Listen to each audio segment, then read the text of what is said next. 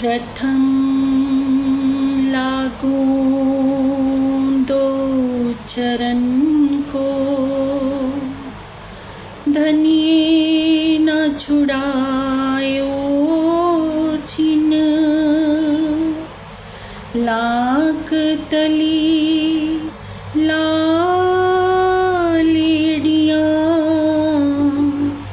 मेरे जीव के यही जीवन।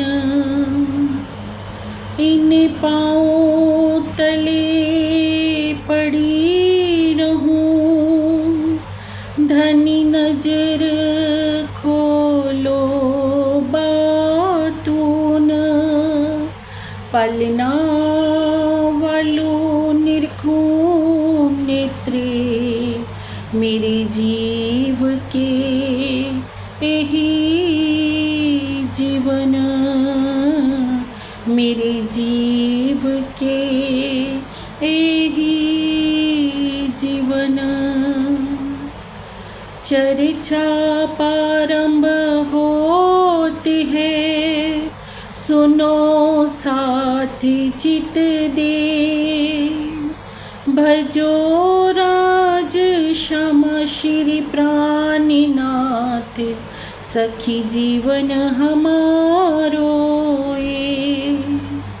श्री महामत कहे सुनो साथी जी, भया चर्चा का बखत। अब तुम सुनियो चित दे, लाल आगे आए बैठे न तखत। लाल आगे आए बैठे न तखत।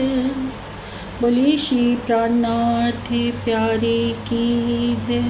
बोले श्री सतगुरु जी महाराज की जय।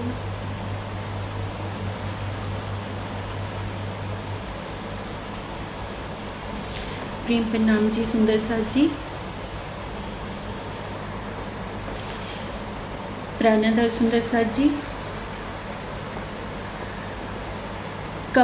कल की चर्चा में हमने दीप बंदर का प्रसंग सुना था।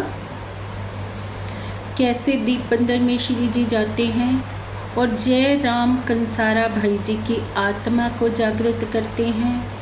आगे जब श्री जी वहाँ से प्रस्थान करना चाहते हैं, लेकिन कोई भी सुंदर साथ नहीं चाहता कि श्री जी उनको छोड़कर जाएं। सब सुंदर साथ विरहा में डूब जाते हैं और धनी को जब अंतर मन से श्री जी प्रेरणा करते हैं कि आगे की जागनी कार्य के लिए जाना है, तो सुंदर साथ को समझाने के लिए तो कैसे कारण कार्य बनता है सुंदर साथ जी के अरबी लुटेरों का वहाँ पर आक्रमण हो जाता है। सुंदर साथ उनके बंद में आ जाते हैं, जिनमें वाईजू राज जी भी बंद में, तेज कुबरी जी बंद में आ जाती हैं। अब श्री जी का आगे जाने का कारण कार्य बनता है सुंदर साथ जी। अब आगे कहाँ के लिए श्री जी प्रस्थान करेंगे वो जानते हैं आज की चर्चा में। श्री मोहम्मद कही है साथ जी, दीप से ले ठट्ठा में। अब फिर कहो ठट्ठे की, हुई बीतक जो हमसे, हुई बीतक जो हमसे। अब कहो बीतक ठट्ठे की। प्राणाधार सुंदर साथ जी। प्रीतम अक्षरातीत श्री लाल दास जी के धाम हृदय में विराजमान होकर ठट्ठा नगर की बीतक का वर्णन करवा रहे हैं। अब श्री जी को अरब जाना है सुंदर साथ जी, और समुंदर के किनारे वाले भागों से होते हुए दीप बंदर से चलते हैं। समंदर के किनारे वाले भागों से होते हुए ठट्ठा नगर पहुंचते हैं। ठट्ठा नगर में श्री जी की भेंट किन से होती है सुंदर साथ जी? नाथा जोशी जी से भेंट होती है। बंदन भाई जी मिलते हैं, ठाकुरी बाई जी मिलती है, जिंदा दास जी मिलते हैं और भी कई सुंदर साज से भेंट होती है। अब श्री जी बंदन भाई जी के यहाँ 10-12 दिन तक ठहरते हैं। अब उसके पश्चात लाठी बंदर आते हैं। अब लाठी बंदर में श्री जी देवाजी भाई जी की दुकान पर ठहरते हैं। अब वहाँ से उनको प्रस्थान करना है मस्तक बंदर के लिए। अब मस्तक बंदर के लिए श्री जी चल भी देते हैं, नाव में बैठ भी जाते हैं। 15 दिन तक नाव समंदर में चलती भी है सुंदर सा जी, लेकिन क्या होता है ना कि समंदर में तूफान आ जाता है और नाव को पुण्य लाठी बंदर आना पड़ता है, क्योंकि अभी कुछ आत्माओं की जागृति बाकी रह गई होती है सुंदर सा जी, और जो धाम धनी की इच्छा होती है होना वही होता है। हम कुछ सोचते हैं पर राजी जानते हैं कि कहाँ कहाँ पर आत्माएं बैठी हैं और कैसे उनको जागृत करना है, कैसे क्या कारण बनना होता है सुंदर सा जी, ये सब धनी की इच्छा पर निर्भर है। अब ठट्ठा नगर में चिंतामणि जी की आत्मा प्रतीक्षा कर रही है, लाल दास जी की आत्मा प्रतीक्षा कर रही है। वही लाल दास जी जो सेठ लक्ष्मण दास जी के रूप में बैठे हुए हैं कि मैं सेठ हूँ, और वही चिंतामणि जो कबीर पंथ के आचार्य बने बैठे हैं। अब दोनों के अंदर परम धाम की आत्मा है, जिनसे आगे चलकर जागनी का बहुत बड़े कार्य होने वाला है सुंदर सा जी। अब इनको धनी ने जागृत करना है, क्योंकि ये आत्माएं कहाँ फंसी हुई हैं, माया के इस प्रपंच में, जिसे कहा है गोविंद भेड़ा। माया के इस संसार को गोविंद भेड़ा कहा है, जो भूतों का मंडल है। इस विषय में क्या कहते हैं कबीर जी, ऐसा यह संसार है जैसे सेमल फूल, दिन 10 के व्यवहार में झूठे रंग न भूल। ये सारा संसार कैसा है सुंदर सा जी, सेमल के उस फूल जैसा है, दिखने में बहुत सुंदर लगता है। एक कौआ होता है जो सेमल के फूल को देखकर इतना आकर्षित हो जाता है कि ये सेमल का फूल इतना सुंदर है, तो इसके अंदर जो फल होगा वो कितना मीठा होगा। महीनों तक वो प्रतीक्षा करता रहता है कि कब ये फूल पकेगा और कब इसका फल बनेगा और मैं उस मीठे फल को चखूँगा। जब फूल पकता है तो कौआ चोंच मारता है, पर सेमल के फूल में से क्या निकलता है सुंदर सा जी, कौए की चोंच को क्या मिलती है, सिर्फ रुई। रुई ही उसके हाथ आती है, खाने को कुछ भी नहीं मिलता। ऐसा ही ये संसार है, जो दिखने में बहुत सुंदर दिखाई देता है, पर इसका सार तत्व कुछ भी नहीं है। हम जवान होते हैं, बहुत अच्छा लगता है कि हम जवान हो गए, पर बुढ़ापा जब आता है तब अच्छा लगता है, नहीं अच्छा लगता ना। जब बुढ़ापा हाथ आता है तो सोचते हैं आजीवन हमने क्या किया, सारा जीवन व्यर्थ की तृष्णाओं में गुजर गया। किसी को कोई पद मिल जाता है तो अच्छा लगता है, पर वो पद भी कितने समय के लिए होता है।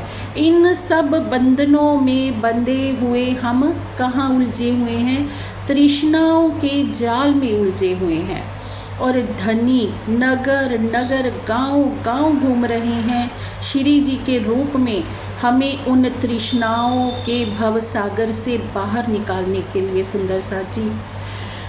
तो क्या होता है, परम धाम की जो आत्माएं हैं, अब कोई अपने को सेठ समझ रही है कि मैं सेठ लक्ष्मण दास हूँ।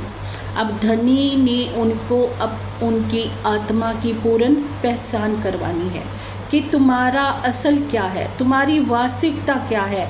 कोई महंत बन के बैठी है कि मैं कबीर पंथ का महंत हूँ, उनका भी अहम तोड़ना है। तो सुंदर साथ जी यही कारण से श्री जी का आना होता है फिर से ठट्ठा नगर में।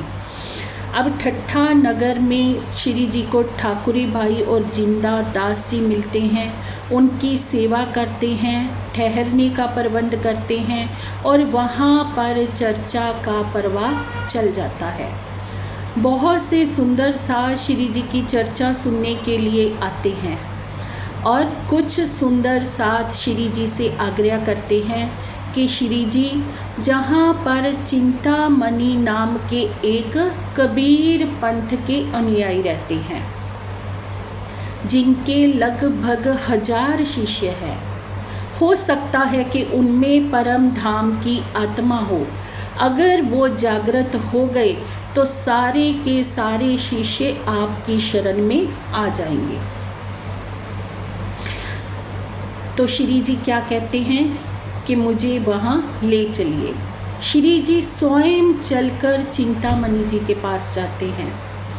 अब देखिए सुंदर साथ जी, अब तक हम क्या सुनते हैं कि प्यासा कुएं के पास आता है, लेकिन कभी कभी ऐसा भी हो जाता है कि कुएं को खुद प्यासे के पास चलकर जाना पड़ जाता है। और हम सब आत्माओं की यही कहानी है कि स्वयं धनी चलकर हमारे पास आ रहे हैं सुंदर साथ जी, क्योंकि धनी कह रहे हैं कि मुझे गरज है कि मुझे परम धाम की आत्माओं को जगाना है, क्योंकि वो तो माया की फरामोशी में है। तो एक एक आत्मा के पास श्री जी चलकर जा रहे हैं सुंदर साथ जी, कितने कष्टों को झेलते हैं। हम देखेंगे आगे तक में कि पन्ना जी तक पहुँचते पहुँचते श्री जी किन किन रास्तों से होते हुए, किन किन कष्टों से गुजरते हुए, जागनी का प्रवाह चलाते हुए आगे बढ़ते जाते हैं। हृदय में एक ही पीड़ा है कि कैसे भी करके मेरी परम धाम की आत्माएं जागृत हो जाएं। परम धाम की आत्माएं तो ज्ञान सुन लेती हैं, घरों को लौट जाती हैं, अपने घरों में खा पी रही हैं, सगे संबंधियों के साथ हंस बोल रही हैं, लेकिन वो तन, वो प्रीतम अक्षरातीत का वो स्वरूप धूप सह रहा है सुंदर साथ जी, शीत सह रहा है, वर्षा सह रहा है, अपनी किसी भी कष्ट की परवाह किए बिना निरंतर चलता जा रहा है। किसके लिए? हम आत्माओं के लिए। और हम आत्माएं, हम सुंदर साथ एक पल भी राजी को उलाना कर देते हैं कि राजी माया में हमें जरा सा कोई कष्ट मिलता है तो झट से कह देते हैं कि पिया आप तो बड़े आराम से परम धाम में बैठे हो और हमें यहाँ कष्ट उठाने के लिए आपने भेज दिया है। पहली बात तो सुंदर साथ जी, ये सब बातें हम अज्ञानतावश करते हैं। अगर हमें इस बात की समझ आ जाए कि राजी ने हमें यहाँ कोई कष्ट उठाने के लिए नहीं भेजा है, कोई दुख देने के लिए नहीं भेजा है, राजी ने तो अपने हृदय की मेहर, अपना दिल हमें दिखाने के लिए भेजा है कि मेरी आत्माओं, कैसा मेरे दिल में तुम्हारे लिए प्रेम है, कैसे मेरा और तेरा दिल एक ही है, जिसे तुम जुदा मान के बैठी हो कि हम दो हैं। परम धाम में भी तुमने यही समझा, मैं तुम्हें अपने वही मेहर के दरिया को दिखाना चाहता हूँ। अगर हमें ये समझ आ गई सुंदर साथ जी कि ये खेल मेहर का खेल है, तो हम धनी को कभी उलाना देंगे ही नहीं। और दूसरी बात जो हम सुंदर साथ हमेशा कह देते हैं कि राजी खुद तो आराम से परम धाम में बैठे हैं, तो बीतक साहब के इन प्रसंगों को जिसने आत्मसात कर लिया सुंदर साथ जी, वो कभी नहीं कहेगा कि राजी आराम से परम धाम में बैठे हैं। जिस तन को राजी ने पकड़ा है सुंदर सा जी, जिस तन में वो आवेश स्वरूप से विराजमान हुए हैं, उस तन में बैठकर धनी ने कभी भी एक दिन भी चैन से वो नहीं बैठे हैं। जितने भी परमहंसों की हम जीवनी देखेंगे सुंदर सा जी, सब ने कष्टों को सहा है, फिर भी जागनी का प्रवाह चलाते हुए आगे बढ़ते जा रहे हैं। अब श्री जी पहुंचते हैं चिंतामणि जी के पास। श्री जी कहते हैं चिंतामणि जी से कि चिंतामणि जी पूछते हैं श्री जी से कि आपका कैसे आना हुआ। अगर आप कुछ देने आए हैं तो मुझे दीजिए, अगर आप लेने आए हैं तो मैं आपको देने के लिए तैयार हूँ। ये बात कब हो रही है सुंदर सा जी? जब तक आत्मा अभी माया के अंधकार में है, ना उसको अपनी पहचान है, ना उनको श्री जी की पहचान है कि मेरे सामने वो कौन सा स्वरूप बैठा है जिसके आने की बाट सारी दुनिया देख रही थी, वो प्रीतम अक्षरातीत। और अज्ञानतावश ही ये बातें होती हैं सुंदर सा जी कि अगर आप कुछ लेने आए हो तो मैं देने को तैयार हूँ। तो महानता की पराकाष्ठा क्या होती है सुंदर सा जी? वो हमें श्री बीतक साहब में श्री जी के जब पथ पर वो जाते हैं, हर एक पथ पर महानता की पराकाष्ठा उनकी हमें देखने को मिलेगी कि कैसे श्री जी पहले जागने के लिए जब जाते हैं तो सामने वाले की सारी ज्ञान की बातों को सुनते हैं। तो क्या कहते हैं चिंतामणि जी कि मैं अपने योग बल से आपको चतुर्भुज विष्णु का साक्षात्कार करवा सकता हूँ, ज्योति स्वरूप का साक्षात्कार करवा सकता हूँ, और आप अगर चाहो तो मैं आपको 10 अनहदों की ध्वनि सुना सकता हूँ, शेषशायी नारायण का दर्शन करवा सकता हूँ। तो सुंदर सा जी इन बातों पर यहाँ पर स्वामी जी ने बहुत ही प्यारा सा प्रकाश डाला हुआ है, उनको हम थोड़ा सा लेते हैं सुंदर सा जी। जैसे हम कहते हैं कि चतुर्मुख चतुर्भुज, ब्रह्मा जी को कहा जाता है चतुर्मुख। चतुर्मुख का भाव यह नहीं है सुंदर सा जी कि उनके सच में ही 4 मुख हैं ब्रह्मा जी के। ब्रह्मा जी चारों वेदों के ज्ञाता थे, इसीलिए उनको चतुर्भुज कहा जाता है कि उनके ज्ञान के 4 मुख थे।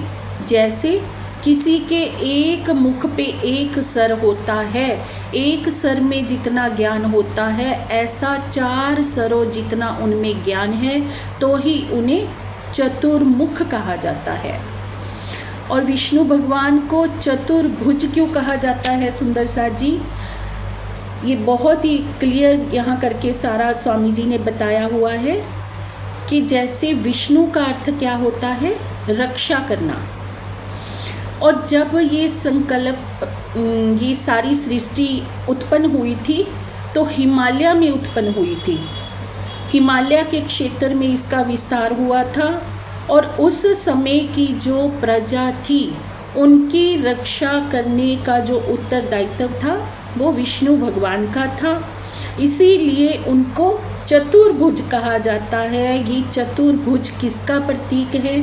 जैसे कहा जाता है कि उनके एक भुज में शंख है, एक भुज में गदा है, एक भुज में कमल है, एक भुज में चक्र है। अब शंख किसका प्रतीक है? ज्ञान का। चक्र किसका प्रतीक है? संगठन का। और कमल किसका प्रतीक है? ऐश्वर्य का। और गदा किसका प्रतीक है? शक्ति की। तो इसी कारण से उनको चतुर्भुज कहा जाता है। तो आगे बात आती है शेषशायी नाग की। जैसे कहा जाता है कि नारायण जो हैं वो कहाँ पर हैं? शेषशायी नारायण उनको कहा जाता है कि वो शेष के ऊपर, शेष मतलब हम कह देते हैं सांप के ऊपर बैठे हैं, पर ऐसा नहीं है सुंदर साथ जी। शेष किसको कहते हैं? शून्य को, और शून्य कहते हैं निराकार मंडल को। जो निराकार में शयन करता है उसे ही शेषशायी नारायण कहा गया है।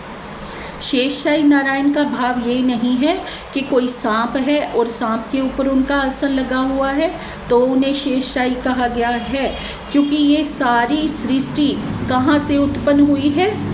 अक्षर ब्रह्म के मन स्वाप्निक स्वरूप से प्रकट हुई है। जब सब और पानी ही पानी है, कुछ था ही नहीं, तो नाग कहाँ से आ गया? तो ये बहुत क्लियर करके यहाँ स्वामी जी ने इसका बताया है कि शेष शून्य को कहते हैं। अब सुंदर साथ जी जो चिंतामणि जी थे वो अपनी योग साधना के कारण बहुत प्रसिद्ध थे और कबीर पंथ के अनुयायी थे। जो उनके गुरु जी थे वो वाराणसी के रहने वाले थे। अब कबीर जी का जो जन्म हुआ था वो काशी में हुआ था। अब उनके गुरु जी ने चिंतामणि जी को एक बात बताई होती है। क्या कहा होता है कि जब बीतेगा 5000 पाँचा तब यह वचन होगा साँचा। कि जब ये समय बीतेगा चिंतामणि जी तब तुम्हारे जीवन काल में एक घटना होएगी कि विजयावी बुद्ध निष्कलंक अवतार का आना होगा और निश्चित ही वो तुम्हारे इस तन के रहते रहते तुम्हें मिलेंगे। अब चिंतामणि जी के वो बात दिल में दृढ़ थी सुंदर साथ जी, और वे खोजा करते थे कि कब वो स्वरूप आएगा जो गुरुदेव ने मुझे बताया था। अब जब बात वो श्री जी से कर रहे होते हैं तो श्री जी को क्या कहते हैं कि मैं आपको कबीर जी का ज्ञान देता हूँ, और कबीर जी के ज्ञान से भी ऊपर मैं आपको कमाल की बात सुनाता हूँ, कमाल जी का ज्ञान देता हूँ जो कबीर जी से भी ऊपर है। और कमाल जी के विषय में क्या कहा जाता है सुंदर साथ जी कि कमाल कबीर जी के पुत्र थे, पर ऐसा नहीं था। कबीर जी को माया में कोई भी आसक्ति नहीं थी। कबीर जी का ना ही कमाल कबीर जी के पुत्र थे, ना ही लोई उनकी पत्नी थी। लोई कबीर जी की सेविका थी जो उनकी सेवा किया करती थी, और जो कमाल थे वो एक समय में नदी में कोई शब मरा हुआ जा रहा था, बहता हुआ जा रहा था, जो कबीर जी के बुलाने से कबीर जी ने कहा कि रुक जा और उठ खड़ा हो, तो वो मृत्युक जो शब था वो जीवित हो गया था, और जिसका नाम कमाल, जो ये कहानी है जैसे उनकी प्रतीक्षा लेने के लिए भेजा गया था, जो सिकंदर लोदी थे उस समय में सुंदर साथ जी। जो सिकंदर लोदी थे उन्होंने देखा, उन्होंने काफ़ी बार कबीर जी को गिरफ्तार करवाया, क्योंकि वो हिंदुओं के ऊपर जुल्म किया करते थे। जब तक वो सैकड़ों हिंदुओं की गर्दन नहीं कटवा देते थे तब तक उनको खाना हलक से नहीं उतरता था। तो उन्होंने एक बार कबीर जी को भी पकड़ा। कबीर जी को उन्होंने हाथी के नीचे कुचलवाना भी चाहा, जेल में नज़रबंद भी किया, लेकिन वो सफल नहीं हो पाए। वो जब भी कबीर जी को नज़रबंद करवाते तो दूसरी जगह उनको कबीर जी नज़र आते। तब उन्होंने परीक्षा लेने के लिए जो एक फ़कीर था शेख अकरदी को कहा कि आप इनकी परीक्षा लो कि ये कौन है, निश्चित ही इनके पास कोई अलौकिक शक्ति है। तब वो नदी के किनारे जाते हैं कबीर जी के साथ उनकी परीक्षा लेने के लिए। तो नदी में एक लड़के की लाश तैर रही होती है, तो कबीर जी ने उसको पुकारा, आवाज़ दी कि इधर आओ। तो लाश उधर आ जाती है और कबीर जी ने कहा कि उठ, सो क्यों रहा है। तो वो लड़का खड़ा हो जाता है, जो लाश होती है वो जिंदा हो जाती है। और जो उनकी परीक्षा लेने सिख अकरदी आए होते हैं तो वो कबीर जी से कहते हैं कि कबीर जी आपने तो कमाल कर दिया। और कबीर जी कहते हैं कि आज से इस लड़के का नाम कमाल होगा। तो इस तरह से कमाल कबीर जी के सानिध्य में रहने लगा। और कबीर जी तो ऐसे थे कि कोई भी उनकी शरण में आ जाता था वो उनको रख लेते थे। तो इससे कि कमाल ना ही तो उनके पुत्र थे और ना ही लोई उनकी पत्नी थी। अब यही कमाल की बात सुनाते हुए चिंतामणि जी क्या कहते हैं, कहिया कोड़ी ते हीरा भया, हीरे ते भया लाल, आधा भक्त कबीर है पूरा भक्त कमाल। उन्होंने कहा कि जो कबीर जी कहते हैं कि जो मेरे माता पिता हैं वो क्या हैं, कोडी हैं। कोडी हम जानते हैं सुंदर साथ जी, सफ़ेद रंग की एक कोडी होती है, छोटा सा पत्थर होता है। पहले ज़माने में बच्चे उसके साथ बहुत खेला करते थे। और कहते हैं कि कोडी से हीरा भया, और उस कोडी से हीरा कौन, कबीर जी हुए। और हीरे ते भया लाल, और उस हीरे से भी लाल मानिक पैदा हुआ जो कमाल है। और आधा भक्त कबीर है पूरा भक्त कमाल। और उन्होंने कहा कि कबीर जी तो परमात्मा के आधे भक्त थे, पर कमाल माया का परमात्मा का पूरा भक्त था। अब श्री जी जब ये बात सुनते हैं तो श्री जी को ये बात बिल्कुल भी अच्छी नहीं लगी। तो उन्होंने कहा चिंतामणि जी को कि आप तो अच्छे जोहरी नहीं हो, आपको तो अभी हीरे और लाल की परख ही नहीं है, आप तो इसका उल्टा ही अर्थ कर रहे हो। अब इसका सही अर्थ क्या है श्री जी बताते हैं, समझाते हैं चिंतामणि जी को। हीरा कहिया कोड़ी ते हीरा भया, हीरे ते भया लाल, आधा भक्त कबीर है पूरा भक्त कमाल। अब श्री जी बताते हैं कि कैसे कबीर जी पूरे भक्त हैं और जो कमाल है वो आधा भक्त है। एक बार का समय होता है सुंदर साथ जी, कबीर जी अपने घर में नहीं होते हैं और उनकी अनुपस्थिति में कोई उनका सेवक उनके घर में बहुत सारा धन भिजवा देता है, हीरे मोती जवाहरात बहुत सारा धन भिजवा देता है। तो जब कबीर जी घर आते हैं तो ये सब देखते हैं तो कमाल को डांटते हैं कि मेरी आज्ञा के बिना तुमने ऐसा क्यों किया, ये धन तुमने अंदर क्यों रखा। तो कहते हैं मैं दरवाजे के अंदर तो ही प्रवेश करूँगा जब तुम ये सारा धन बाहर फेंकोगे। और कमाल कबीर जी की आज्ञा पाकर सारा धन बाहर फेंकने लगा। और उस बस्ती के रहने वाले जो लोग थे, जब उन्होंने देखा कि कबीर जी ने तो इतना धन अंदर जमा कर रखा था पर कमाल उसे बाहर फेंक रहा है, तो वो क्या सोचते हैं कि कबीर जी तो आधे भक्त हैं, इन्होंने तो इतनी माया अंदर रख रखी थी, पर जो कमाल है वो पूरे भक्त हैं। पर श्री जी ने बताया कि सच बात तो ये है कि कबीर जी के अंदर अक्षर ब्रह्म की वासना थी और वे माया के आधे भक्त थे। माया के आधे भक्त अर्थात कि माया के संसार में रहते हुए भी वो उनका ध्यान परमात्मा की तरफ रहता था, माया की तरफ नहीं।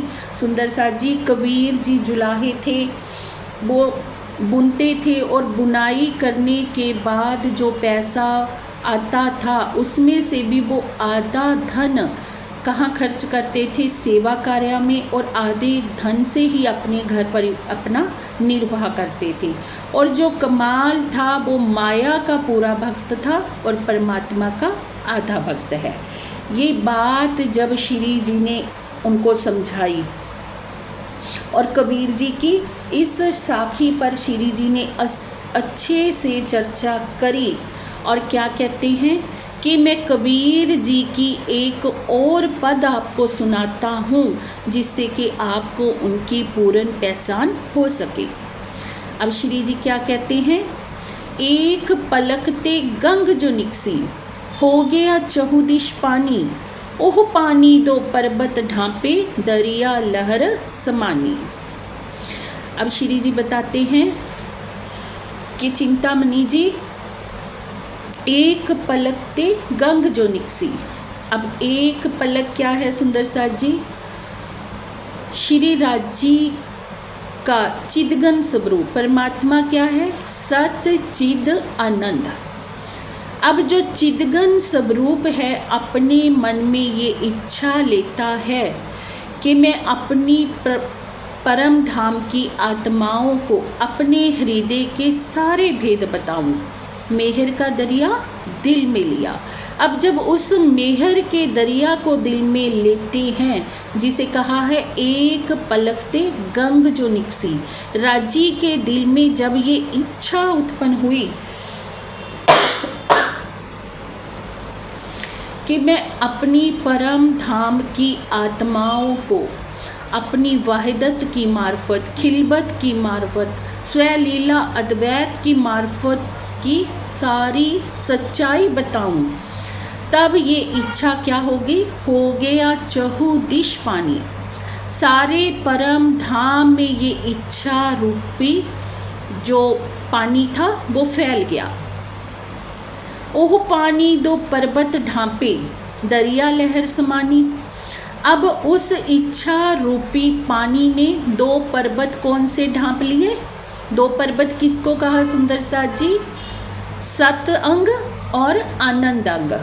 चिदगन स्वरूप के मन में ये इच्छा उत्पन्न हुई और दो पर्वत जिनको कहा है अक्षर ब्रह्म और श्यामा जी, और ये सत अंग और आनंद अंग के अंदर ये इच्छा उत्पन्न हो गई। सत अंग अक्षर ब्रह्म के मन में आ गया कि मैं आनंद अंग की लीला देखूं, और आनंद अंग के मन में आ गया कि मैं सत अंग की लीला को देखूं। इसे कहा है ओही पानी दो पर्वत ढांपे, दरिया लहर समानी। और सारे परम धाम में ये लहर, ये इच्छा रूपी लहर फैल गई। उड़ मक्खी तर बर चढ़ बैठी, बोली अमृतवाणी। अब ये कब होगा सुंदर साथ जी, जब खेल बनेगा। अब खेल बनने के लिए जो पर ब्रह्म की आदेश शक्ति थी उसने क्या किया, तरुबर जानी संसार रूपी वृक्ष के ऊपर वो जो इच्छा शक्ति थी वो आई और बोलत अमृतवाणी सभी धर्म ग्रंथों में उसने आकर साक्षियाँ लिखवा दी। क्या साक्षियाँ लिखवा दी कि जब 28वां कलयुग आएगा तो पूर्ण ब्रह्म परमात्मा अपनी आत्माओं के साथ इस संसार में आएंगे, यहाँ आकर लीला करेंगे। जिसे कहा उड़ मक्खी तरबर चढ़ बैठी, बोलत अमृत वाणी, और अमृत वाणी सभी धर्म ग्रंथों में लिखवा दी। बह मक्खी के मक्खा नाही, बिन पानी घरवानी। और जो पर ब्रह्म की आदेश शक्ति है, जो पर ब्रह्म की इच्छा शक्ति है, तो उसका कोई प्रीतम कैसे हो सकता है, उसका कोई पति कैसे हो सकता है, वो तो अपने में पूर्ण है। तो क्या कहा, वह मक्खी के मक्खा नहीं, बिन पानी घरवानी, और ना ही उसे गर्भ धारण करने के लिए किसी पति की आवश्यकता है, किसी पानी की आवश्यकता है। वो तो पर ब्रह्म की इच्छा से ही गर्वानी है, उनके इच्छा करने से ही ये संसार की उत्पत्ति हुई है। और तीन गर्भे गुण तीनों जाए। अब उस गर्भ से उस सृष्टि में तीन गुणों का प्रकटन होता है। तीन गर्भे गुण तीनों जाए। कौन से तीन गुण, सत रज और तम, जिससे इस संसार की उत्पत्ति हुई, ये प्रकृति बनी। तीन गुण इस प्रकृति में हुए। कहे कबीर या पद को बूझे, सो सतगुरु में चेला। अब कबीर जी कहते हैं कि जो कोई इस पद का रहस्य बताएगा वो मेरा भी सतगुरु होएगा और मैं उसका चेला होऊंगा। अब ये सारी बात चिंतामणि जी जब सुनते हैं तो बहुत ही अधिक व्याकुल हो जाते हैं और अपने शिष्यों से कहते हैं कि ये तो वही स्वरूप है जिनके विषय में मुझे मेरे गुरुजी ने बताया था, जिनके आने की मैं कितने वर्षों से बाट देख रहा था।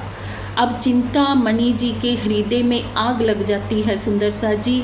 श्री जी तो उनसे वार्ता करके वहाँ से चल देते हैं, पर चिंतामणि जी को एक क्षण के लिए भी चैन नहीं मिलता ये बातें सुनकर। और क्या होता है, चिंतामणि ढूंढत फिरे कहाँ है उन साध का ठोर, और ढूंढते ढूंढते घूम रहे हैं कि कहाँ से वो आए थे महात्मा और मुझे उनसे मिलना है। तो सुंदर सा जी कहती हैं श्री मुखवाणी, जिन खोजा तिन पाया गहरे पानी पैठ, और खोजने वाले को तो परमात्मा अवश्य ही मिल जाते हैं। अगर हमारी तड़प सच्ची है, अगर हमारी खोज सच्ची है, तो ऐसा नहीं है कि जो हम पाना चाहते हैं वो हमें ना मिले। पर अगर खोज ही हमारी माया की तरफ लगी रहे तो किसका दोष है इसमें सुंदर सा जी। अगर हम धनी को पाना चाहते हैं, धनी के लिए हमारी खोज है, हमारे हृदय में तड़प है, तो निश्चित ही प्रीतम हमें मिल जाएंगे। अब जैसे ही खोजते खोजते आते हैं तो श्री जी मिल जाते हैं चिंतामणि जी को नाथा जोशी के यहाँ, जहाँ पर श्री जी चर्चा कर रहे होते हैं। तो क्या होता है, चिंतामणि जी आकर बैठ जाते हैं, श्री जी की चर्चा सुनते हैं। 2-3 दिन तक श्री जी की चर्चा सुनते रहते हैं। तो एक दिन क्या होता है सुंदर सा जी, श्री जी चर्चा करते हुए कुछ चिंतामणि जी की खंडनी कर देते हैं। अभी भी चिंतामणि जी को पूर्ण पहचान नहीं हुई है सुंदर सा जी। अगर पूर्ण पहचान हमें परमात्मा की हो जाए, सतगुरु की हो जाए, तो उनके वाण हमें ऐसे लगेंगे कि जिससे हमारी आत्मा जागृत हो। हम उनके मुख से निकले वचनों का बुरा नहीं मनाएंगे, हम ये जानेंगे कि मेरे धनी मेरी आत्मा पर पड़े हुए माया के आवरण को हटाना चाहते हैं, तभी मुझे खंडनी वाले वचन कह रहे हैं। जब तक हमारी पहचान अधूरी है, जब तक हृदय में कोई अहम है कि मैं कुछ हूँ और मुझे सतगुरु ने कुछ कह के सबके सामने नीचा कर दिया, तो ये हमारा अहम बोलता है सुंदर सा जी। इसी अहम का विसर्जन करना जरूरी है और यही अहम चिंतामणि जी का अभी श्री जी ने निकालना था।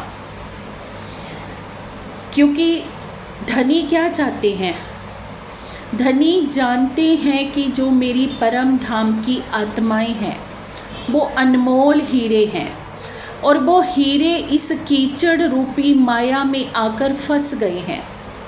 धनी उनको निकालते हैं खोज खोज के, और उन पर लगे हुए कीचड़ को अपने हाथों से, अपने वचनों से धोते हैं।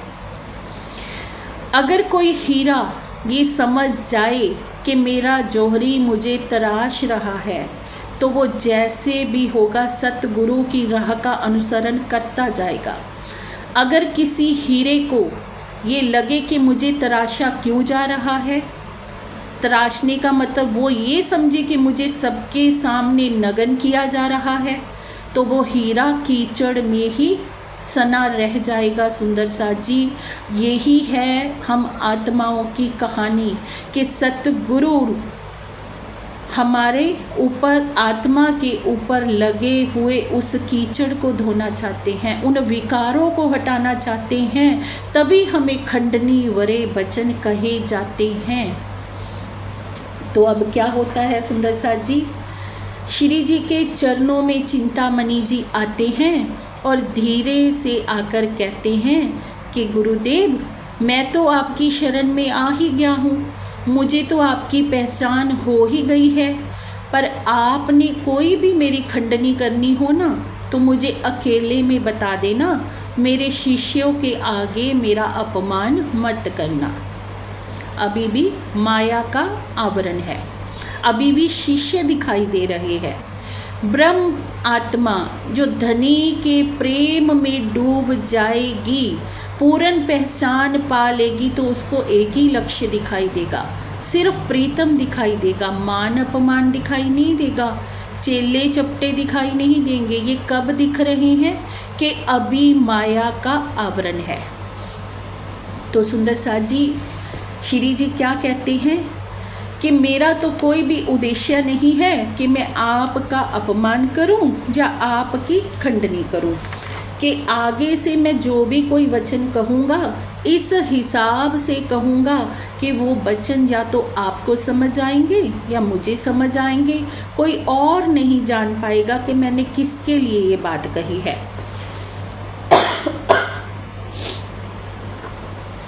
अब क्या होता है, चले जाते हैं चिंतामणि जी। तो चर्चा के बाद जब रात का समय होता है, चर्चा समाप्त होती है, श्री जी के तन से सुंदर साथ जी एक क्रंदन उतरता है।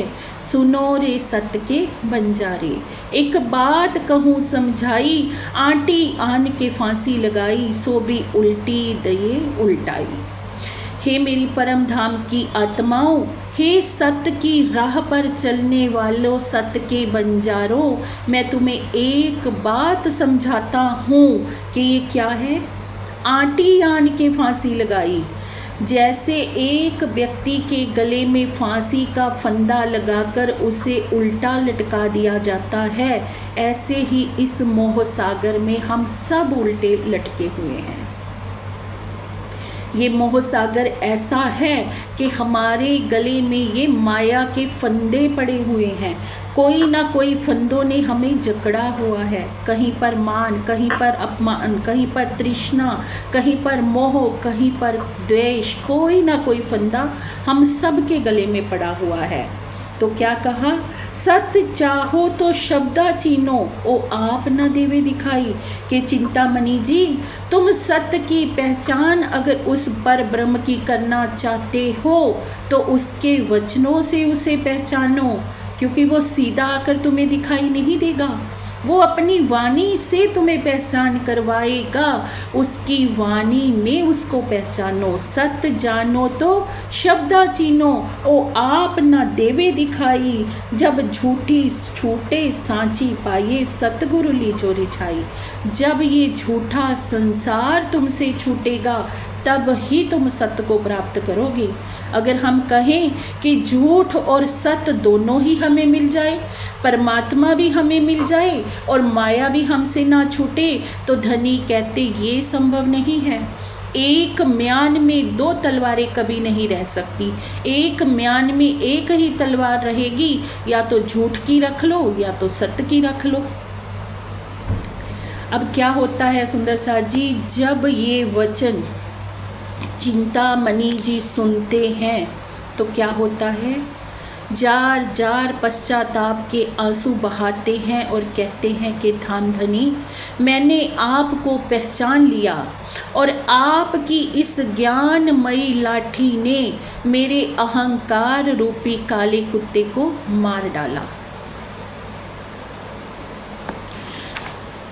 तो सुंदर सा जी, श्री जी बहुत प्रसन्न होते हैं और कहते हैं कि शाबाश चिंतामणि, तुमने सचमुच काले कुत्ते को मार डाला।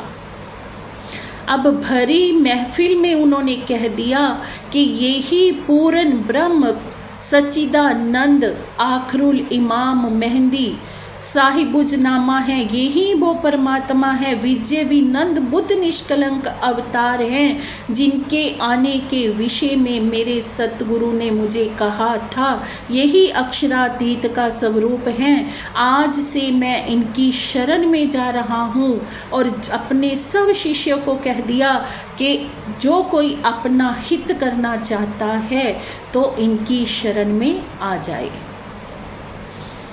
ये होता है सुंदर साथ जी समर्पण। ये है त्याग, ये है पहचान। अब चिंतामणि जी को सच्ची पहचान होती है श्री जी की, और अपना सारा अहम उनका जो था समाप्त हो जाता है श्री जी के ज्ञानमयी वचनों से, उनकी मेहर भरी नज़र से। ये है सतगुरु के सानिध्य का असर। सुंदर साथ जी, हम सोच लेते हैं कि क्या आवश्यकता है, हम तो घरों में बैठे हैं, वाणी पढ़ रहे हैं, सब कर रहे हैं, वाणी से हमें सब मिल तो रहा है, क्या आवश्यकता है सतगुरु के पास जाने की? ये है सतगुरु के सानिध्य का असर। हमारे इस जीव पर, मन पर जो मलिनता, जो माया का जहर पल पल चढ़ता है सुंदर साथ जी, उसे पल पल उतारने के लिए जरूरी है सच्चे सतगुरु का वरद हस्त, उनके अमृतमयी वचनों का रस।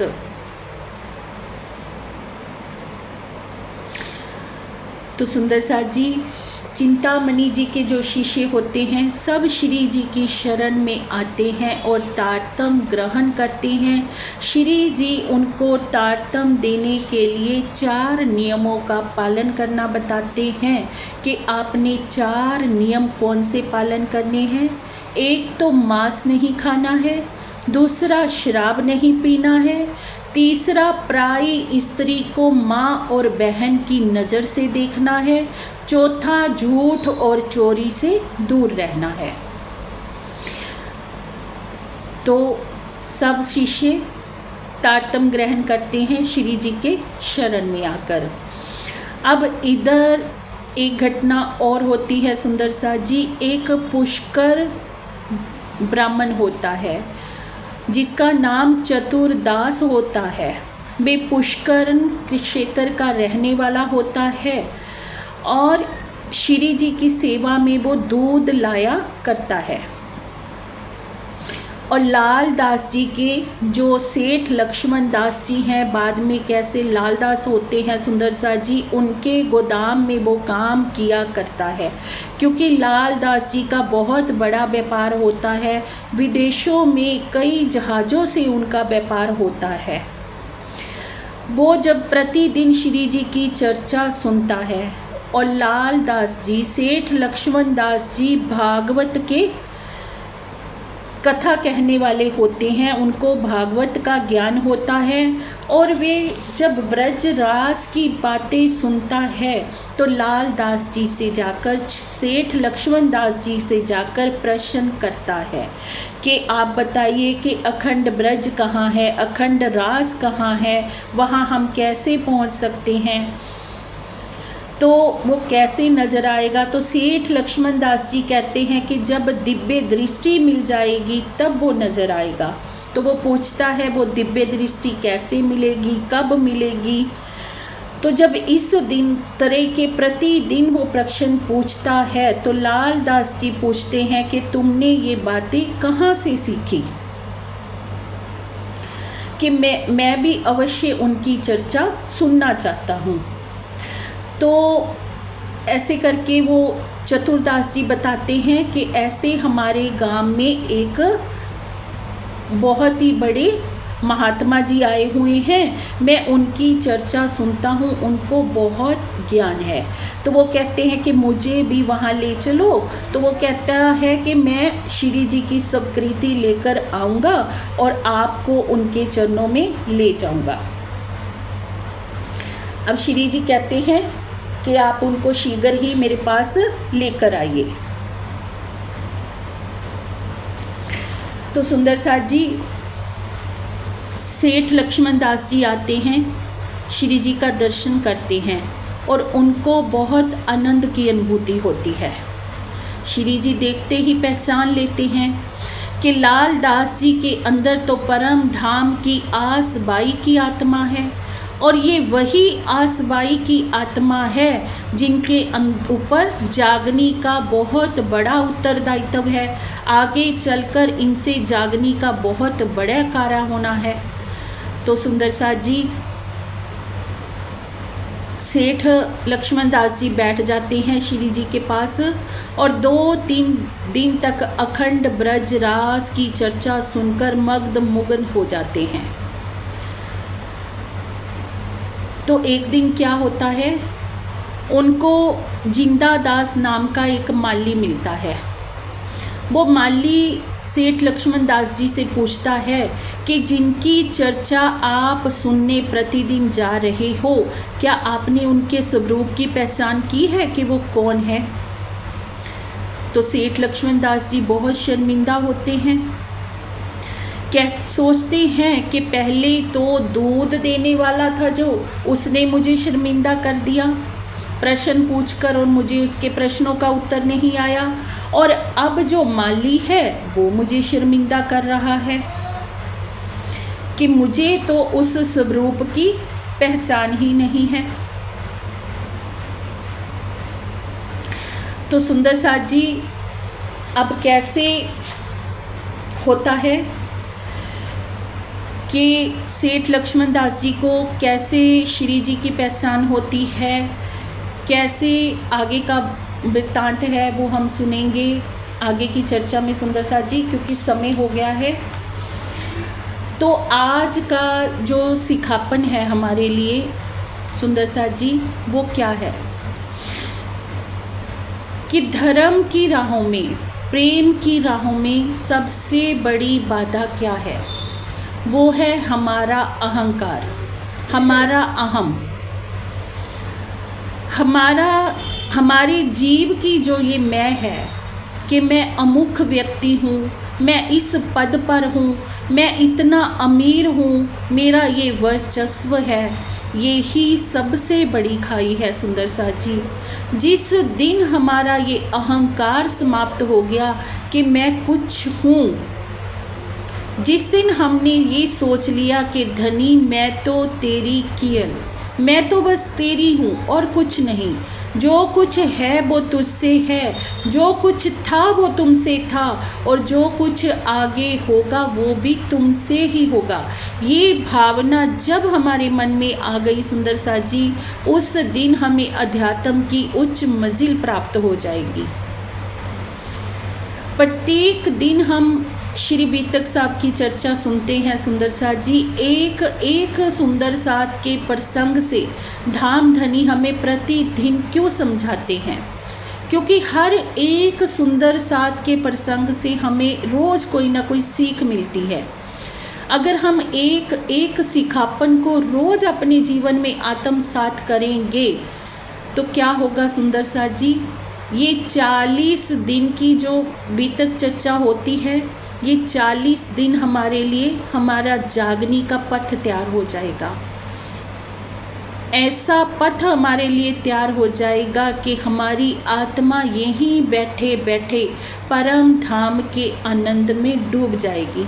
हमें जब तक अपने अंतर के विकार दिखाई नहीं देंगे ना सुंदर सा जी, तब तक हमारी आत्मा जागने के पथ पर नहीं चलेगी। यही आज की चर्चा का सार है सुंदर सा जी। बाकी का प्रसंग हम सुनेंगे कल। प्रेम प्रणाम जी। प्रणाम जी।